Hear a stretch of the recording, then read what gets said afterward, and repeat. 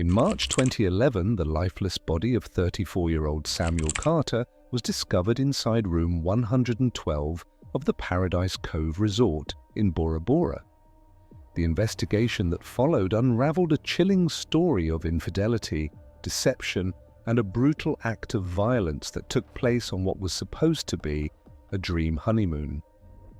Just 1 year earlier, in March 2010, Samuel met Vanessa Holloway at an exclusive event in Miami, Florida. Their whirlwind romance led to a lavish wedding and a honeymoon meant to mark the beginning of their future together. Instead, a shocking betrayal inside a luxury overwater bungalow would lead to one of the most infamous murder cases of the decade. The morning of March 6, 2011, started like any other in Paradise Cove Resort, Bora Bora. The sky had just begun to shift from deep blue to golden orange, the first rays of sunlight stretching across the vast expanse of crystal-clear waters. The resort, known for its luxurious overwater bungalows, was a picture of peace and exclusivity. The rhythmic sound of waves against the wooden stilts, the distant hum of a boat gliding across the lagoon, and the soft rustling of palm trees in the morning breeze were all reminders of why couples came here: to escape, to celebrate, to be in love. But by 5:45 a.m., that peacefulness shattered. A scream, sharp and panicked, tore through the quiet. A woman's voice, high-pitched and raw, rang out from room 112, one of the resort's most expensive honeymoon suites. It was the kind of sound that froze people in place, that made the air feel heavier. Guests staying in nearby bungalows stirred from their sleep, some groggy with jet lag, others too confused to react. A few murmured to themselves, wondering if what they had heard was real. Some dismissed it. A nightmare? Maybe a couple arguing after too much champagne? Honeymooners were known for their passionate outbursts, and sometimes love turned loud. But the screams didn't stop.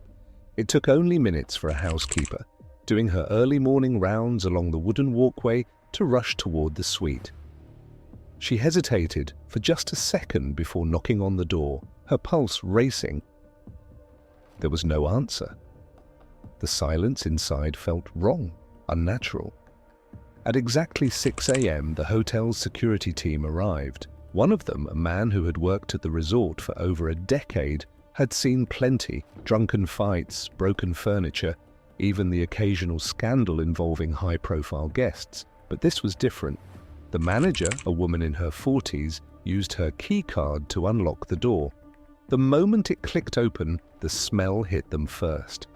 Blood had a distinct scent, thick, metallic, suffocating. It mixed with the lingering fragrance of perfume and the faint trace of coconut-scented candles, making the contrast even more unsettling. Inside, the room was a disaster. The plush white carpeting, once pristine, was drenched in deep red stains, the fibers clinging to the thick, drying liquid. The king-sized bed, still covered in silk sheets, was in disarray, the pillows thrown to the floor. One of the nightstands had been knocked over, the glass from a shattered lamp embedded in the carpet. And in the middle of it all, Samuel Carter, 34, lay face down on the floor, a pool of blood expanding beneath him. His skull was fractured, his face barely recognizable. The damage was horrific, too much to be from a single blow. The indentations, the sheer brutality of it, suggested he had been struck again and again and again. The weapon, a claw hammer, sat on the floor just inches away. Near the bed, Vanessa Carter, 30, sat on the floor. Her white silk nightgown was drenched in blood, his blood. Her hands, still gripping the hammer, trembled. Her eyes were open but empty. She didn't scream anymore. She didn't cry. She just sat there, unmoving, staring at her husband's lifeless body as though she didn't quite recognize what had happened. By the time the hotel's head of security cautiously stepped closer, Vanessa was rocking slightly, her breathing uneven. At 6:10 a.m., she finally moved, dragging herself up to her feet. Her bare feet left bloody footprints on the carpet as she stumbled toward the door. A hotel guest on his way to an early morning swim saw her first. Her face was streaked with blood and tears, her expression impossible to read. She didn't seem in a rush, nor did she try to run. She simply walked, slow and disoriented, as though caught in some kind of daze. When one of the hotel employees approached her, his voice gentle but unsure, she stopped. Her lips moved, but her voice barely made a sound. 2 words. Words that security cameras later captured. Words that reporters would replay over and over in the weeks to come. He deserved it.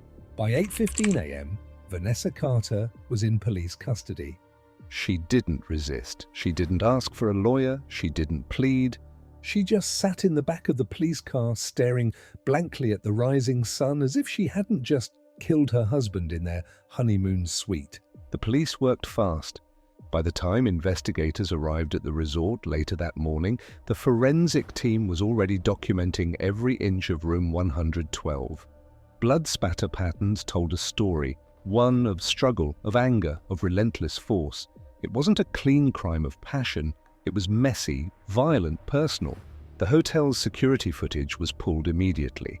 It showed the couple returning to their suite the night before at 10:50 p.m. Vanessa walked ahead of Samuel, her movements stiff. He followed 15 minutes later, his hands shoved into his pockets. That was the last time anyone saw him alive. The autopsy report confirmed what the scene already suggested: multiple blows to the head, the force so severe that his skull had been crushed in several places. By March 8th, Vanessa officially pleaded self-defense. Her statement was brief. She claimed that Samuel had attacked her first, that she had fought back, that she had no other choice. But there were questions. How much of her story was true, and how much was carefully crafted survival? By March 20th, new evidence emerged. A second phone hidden deep in Samuel's suitcase. Hundreds of messages, explicit photos, multiple women. One of them, a guest staying in room 118, was still at the resort. As the days passed, public opinion shifted. At first, Vanessa Carter was a murderer, a woman who had brutally killed her husband in a jealous rage. But when the truth came out, everything changed. Samuel wasn't just unfaithful, he had been leading a double life, cheating on Vanessa for years, even bringing his mistress to their honeymoon resort. And then the final piece: medical records, bruises, small ones, old ones, hidden beneath clothing, signs of past abuse. By June 2011, the case collapsed. The evidence of Samuel's infidelity, his manipulation, and the violent altercation in the hotel room painted Vanessa as a victim. No jury wanted to convict her. The charges were dropped. And just like that, Vanessa Carter walked free. The world was left with one lingering question. Had she fought for her life, or had she simply decided that one betrayal too many was worth a man's life? No one knew for sure, except Vanessa Carter, and she wasn't saying a word. A year before March 6th, 2011, before the blood, before the hammer, before the crime scene photographs, there was love. Or at least, that was what Vanessa Holloway told herself. The world saw a perfect couple. Samuel Carter was the kind of man people noticed the moment he walked into a room. He was always dressed to impress, his tailored suits sharp, his shoes polished, his confidence undeniable. Women gravitated toward him, charmed by his deep voice and effortless charm. He had a way of making people feel like they were the only ones in the world when he spoke to them. Power followed him, and he used it to his advantage. By the time he was 34, he had built a career in investment banking that let him live without limits. Luxury cars, exclusive memberships, penthouse suites, everything he touched turned to gold. And when he met Vanessa Holloway at an elite cocktail party in Miami, he knew he had found his next prize. Vanessa was different from the women Samuel usually pursued. She wasn't born into wealth, didn't come from a family with connections. But that was what intrigued him. She had fought for everything she had. Growing up in a modest home in Miami, she had spent years balancing 2 jobs while putting herself through school. By the time she reached her 30s, she had carved out a successful career as an interior designer. She wasn't like the women who chased after him. She wasn't desperate for his attention. She didn't need him. And for a man like Samuel, who was used to being worshipped, that made her irresistible. They had met in March 2010 at a networking event filled with Miami's wealthiest and most powerful. He spotted her near the bar, sipping wine, her dark curls falling over her shoulders, wearing a sleek black dress that hugged her figure. She was elegant, but not over the top. Beautiful, but not trying to be the center of attention. For Samuel, the chase was half the thrill. He liked women who made him work for it, who weren't immediately won over by his wealth.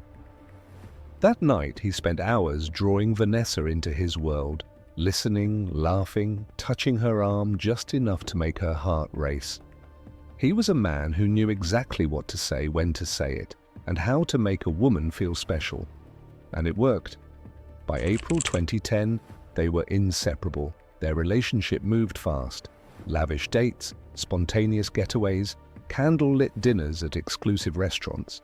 Samuel knew how to create magic. He made promises, a life of adventure, security, and love. By December 2010, he proposed, a 9-month whirlwind romance, and suddenly Vanessa was wearing a 6-carat diamond ring. She didn't question how fast it all was. She didn't question the small red flags, the times he disappeared for hours with vague explanations, the way his phone was always face down, the flashes of coldness behind his charm. She convinced herself that he was protective, not controlling, that his secrecy was just a part of who he was. After all, he loved her. That had to be enough. The wedding was extravagant, the kind people talked about for months. A beachfront ceremony, a 5-star resort, the kind of event meant to start a lifetime of happiness. On February the 27th, 2011, they landed in Bora Bora for their honeymoon. It was paradise. Overwater bungalows, private candlelit dinners, sunset cruises. Everything looked like a dream, but by the 3rd day, something shifted. Samuel was distracted, always checking his phone, excusing himself at odd times. Vanessa wanted to believe it was nothing, maybe work emails, maybe stress from leaving his business behind for 2 weeks, but something felt wrong. And then on March 2nd, she found the burner phone.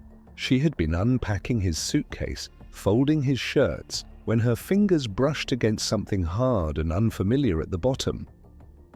It was tucked away, hidden beneath his expensive cashmere sweaters. Her stomach twisted. She stared at the black, cheap-looking phone. It wasn't his regular one. The moment she tried to unlock it, the screen demanded a password. Her hands shook as she put the phone back exactly as she found it. She didn't need to see what was inside to know what it meant. Samuel was hiding something. For 3 days, Vanessa kept silent. She watched him closely, picking up on things she had ignored before. The way he left their suite late at night. The way he took phone calls in hushed tones. She needed proof, so that night, while Samuel was passed out drunk, she used his thumbprint to unlock the burner phone, and what she found shattered her world. Hundreds of messages, explicit photos, women, so many women. Some were from his past, old lovers he had never really left behind.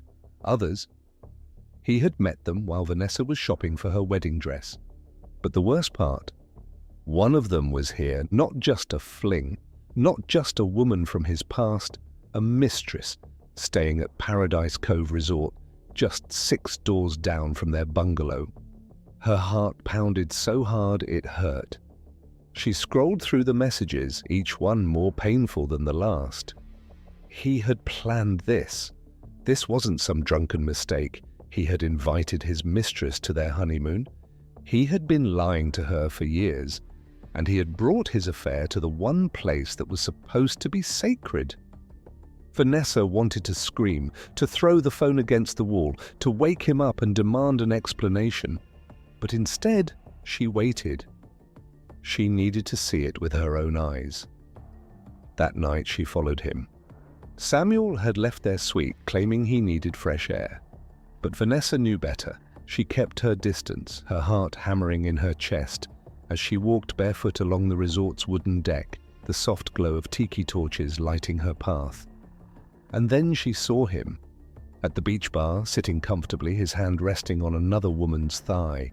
She was young, blonde, effortlessly beautiful, the kind of woman Samuel liked to collect. They were laughing, their bodies too close, their whispers too intimate. Something inside Vanessa snapped. The betrayal was too much. The humiliation burned. All those months of lies. She didn't even think as she marched toward them as she confronted him. The argument was instant, explosive. Guests turned to watch, their cocktails forgotten, their eyes wide with shock. Samuel didn't even look guilty. He didn't even try to deny it. And that's when she realized something horrifying. He had never loved her. Not really. Vanessa stormed out, her heart pounding. She didn't even know where she was going. She just needed to get away from him, from that place, from the truth. But Samuel followed her. And that was his mistake. The door to room 112 slammed shut behind them, sealing the final chapter of a love story that had never really been about love at all. The air inside was thick, suffocating, charged with an energy that neither of them could control anymore. The waves outside still lapped gently against the stilts of the overwater bungalow, a cruel contrast to the storm brewing inside. Vanessa was breathing heavily, her entire body trembling. She had followed him back from the beach bar, rage and betrayal burning inside her like wildfire. The humiliation, the lies, the other woman sitting in their paradise, it was all too much. Samuel was still drunk, still arrogant, still untouchable in his own mind. He had grown up getting everything he wanted, breaking rules without consequences, slipping out of trouble like it was second nature. He was untouchable and he knew it. Vanessa's hands were clenched into fists, her entire body shaking as she pulled the burner phone from where she had hidden it. She had proof now of the lies, the cheating, the betrayal that stretched back for years. But when she confronted him, Samuel only laughed. He had always known exactly what to say, how to make people feel small, how to turn any situation in his favor. That night was no different. Mockery dripped from his voice as he dismissed everything she had discovered. It was all meaningless, he said. She was overreacting, he told her. She was just one of many. Then he hit her. It happened so fast. The back of his hand connected with her cheek, snapping her head to the side. She stumbled backward, gripping the edge of the wooden dresser for support. Her vision blurred, her ears rang, and for a moment, she couldn't move. The pain wasn't just physical. It was years of lies, of excuses, of being used, of ignoring all the warning signs because she had wanted to believe in something that had never been real. As her balance steadied, her gaze landed on the floor near the open closet. The hotel's emergency toolset sat there, partially unzipped from when Samuel had searched for a screwdriver earlier that week. A hammer lay right on top. Her fingertips brushed over the cool steel handle before her brain could catch up with what she was about to do. And in that moment, Samuel made his final mistake. He moved toward her again the same way he had always moved through life, confident, untouchable, certain he would always be the one in control, but this time he wasn't. Vanessa swung, the hammer's sharp metal head connected with his skull, the impact echoing off the walls of the suite. A sickening crack. Samuel stumbled, his knees buckling, his hand grasping blindly at the air, like his body was trying to hold on to life itself. But he was still breathing, he was still alive. She could have stopped, but she didn't. Something inside her had already snapped. She swung again, and again, and again. Each blow was fueled by something deeper than rage, a lifetime of being let down, of trusting the wrong people, of swallowing pain to keep the peace. By the time her arm finally stopped moving, her entire body was covered in blood. The man who had lied, humiliated, and betrayed her lay lifeless on the floor. His skull was shattered, the blood pooling beneath him, turning the once pristine white carpeting into something grotesque. The honeymoon suite was now a bloodbath. Vanessa's hands wouldn't stop shaking. She dropped the hammer, the sound of metal hitting the floor barely registering over the pounding in her ears. There was so much blood, she had to think fast. Her breath came in sharp, uneven gasps as she turned toward the full-length mirror on the other side of the room. Her reflection looked unrecognizable. Blood was smeared down her arms, her silk nightgown stained crimson. If anyone saw her like this, she was finished. Her mind raced. What would they believe? She moved quickly, grabbing Samuel's hands, pressing them against her arms, her neck, her wrists. She needed bruises. She needed evidence. She scratched herself hard, enough to break the skin. She pulled at her hair, leaving it disheveled, chaotic. The pain barely registered. Then she made the final decision. Self-defense. Samuel had hurt her first. She had fought back. She had no choice. She needed something concrete, something the police couldn't ignore. The burner phone. Vanessa moved to where she had left it, scrolling through the messages, the photos, the proof of who Samuel really was. That was her salvation. By the time she was done staging the scene, her body had gone numb. The horror of what she had done hadn't fully settled in yet. It would, later. But right now, she had to make them believe her. When the knock came at the door, she didn't even flinch. By 6:10 a.m., she was walking barefoot through the resort, leaving bloody footprints behind her. By 8:15 a.m., she was in police custody. She never fought back, never tried to explain. She didn't plead or beg. She just sat there, her face blank, her eyes distant, letting the story she had crafted take shape around her. At first, the media took Samuel's side. The headlines were instant and merciless. A brutal murder, a jealous wife, a crime of passion. They painted a familiar story, one that audiences devoured. Vanessa Carter, the scorned wife, had tracked her unfaithful husband to a tropical paradise and slaughtered him in a fit of rage. The image of her, expressionless in her mugshot, was plastered across news networks, fueling endless speculation. The honeymoon murder, love, betrayal, and bloodshed in Fiji. Did Vanessa Carter kill out of jealousy or something darker? Tabloids dug up everything they could about her life, her marriage, her past, even her spending habits. Psychologists were brought onto morning talk shows, analyzing what could drive a woman to kill. Armchair detectives dissected her every move, but then the evidence came out. The story the world thought it knew began to unravel. The burner phone found at the bottom of Samuel's suitcase, one Vanessa never knew existed. The other women, more than one, more than two. The mistress who had checked into the same resort under a different name. The bruises on Vanessa's arms, documented by the resort's on-call doctor. The medical records, past injuries she had never reported, old fractures that told a silent story. Samuel Carter was no longer the victim. He became the predator. And suddenly the world saw Vanessa in a different light. By March 20th, 2011, the case collapsed. The prosecution faltered.